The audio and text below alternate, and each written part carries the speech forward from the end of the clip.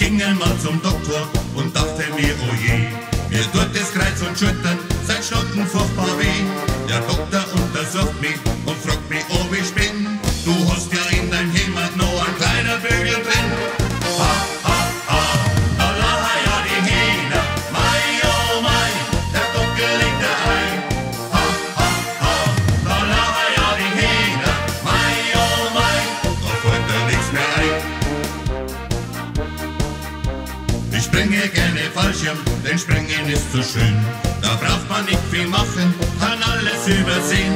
Ich denke mir, jetzt reißt du mal an der Leine an. Da merk ich voll Entsetzen, ich hab keinen Fallschirm dran. Ha, ha, ha, da lachen ja die Hähner. Mei, oh mei, der Dockel legt er ein. Ha, ha, ha, da lachen ja die Hähner. Mei, oh mei, da fällt dir nichts mehr ein. Ich ging einmal zum Fenster zu einem Herzelein. Sie ließ mich ohne Zögern gleich in ihr Zimmer rein. Ich huschte in ihr Bett rein und zeigte meinen Charme.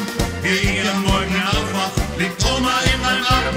Ha, ha, ha, da lachen ja die Hähner. Mei, oh mei, der Gockel legt er ein. Ha, ha, ha, da lachen ja die Hähner. Mei, oh mei, da fällt dir nichts mehr ein. Ich musste in die Stadt rein, mir war so sakrisch warm. Matratzen auf dem Buckel und Weiberl unterm Arm.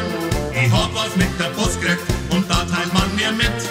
Bringen's ins Finanzamt ihre und